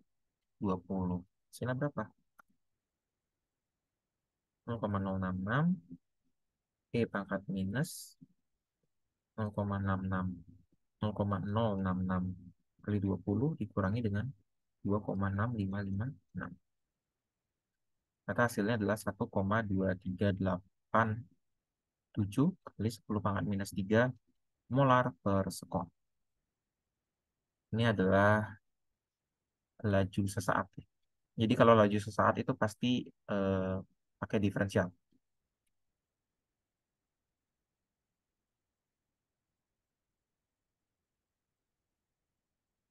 Gitu. Oke, orde reaksinya tadi udah dapat orde satu. Waktu paruhnya, kalau untuk waktu paruh orde satu, ya ini agak kebalik sedikit pengerjaannya. F ini tadi orde satu ya. Jadi sudah dibuktikan juga dengan plotnya dan juga persamaannya. T setengah itu kan sebenarnya ln 2 per K ya. Jadi K-nya 0,066. Kita tinggal ln 2 dibagi dengan K 0,066. Maka waktu paruhnya adalah 10,5 menit. Itu. Hitung besar nilai konstanta laju reaksinya. Tadi K-nya sama dengan 0,066. Yang I, tuliskan persamaan lajunya. Gampang lah ya. R sama dengan 0,066 konsentrasi benzen di azonium chloride pangkat 1. Selesai. Jadi ini saya kurang suka dengan soal-soal yang tipe-tipenya macam begini. Karena kebalik-kebalik. Kalau orde lain untuk nyari laju sesaatnya selalu dari persamaan regresi. Selalu. Jadi persamaan regresi itu adalah eh, bahasanya hasil dari eksperimen kan. Maka itu empiris. Dan empiris itu selalu benar. Kerjaan orang-orang eksperimen itu kita selalu anggap benar. Jadi ini nanti persamaan regresinya diubah dulu gitu ya. Menjadi persamaan konsentrasi biasa. Kalau untuk orde 0, itu kan konsentrasi A sama dengan konsentrasi A0 minus KT. Ini tidak perlu diubah. Karena apa? Karena ya sudah gitu, sudah bentuk konsentrasi, mau diapain lagi gitu. Orde satu tadi perlu dipangkatin eksponensial. Maka kita dapat A sama dengan E pangkat minus A0. Sorry, sini malah jadinya A0 ya. E pangkat minus KT. Kalau orde 2 itu jadinya gimana? Dibalik. Jadi tadi kan seper A sama dengan seper A0 ditambah dengan KT. Maka A itu sama dengan seper A0 ditambah KT. Itu diseperin lagi gitu ya. Gitu. Jadi bentuknya seperti apa? Ini jadinya adalah eh, ya udah sih biarin aja gitu ya. Ini biarin aja. Atau boleh kalian coba dengan seper A0 plus KT kan. Turunan implisit. Turunan implisit gimana? Jadi diturunkan sebelah kiri dan sebelah kanan dengan langsung gitu ya. Maka ini jadinya adalah minus seper A kuadrat dA dt sama dengan K. Maka di sini ya dA dt-nya sama dengan minus K A kuadrat. Nah, pada T sama dengan tertentu, konsentrasi A-nya berapa? Kan bisa dihitung. Maka D konsentrasi A per dt itu sama dengan minus K dikali dengan entah berapa nilainya ini dikuadratkan. Ini dapat ya, keturunan implisit. Kalau order 2 ya. Ya silakan get kreatif. Udah belajar kalkulus, sudah belajar banyak-banyak kan. Seperti itu. Oke, itu untuk laju reaksi ya, untuk soal terakhir. Oke, jadi sebenarnya kreatin itu sampai jam setengah 10 ya, 9.30 dan sekarang udah selesai, udah diperingatin juga sama Gerald tadi, thank you. Nah, di sini nanti ada satu soal lagi ini tentang surface tension, tentang tegangan permukaan. Satunya lagi itu tentang viskositas.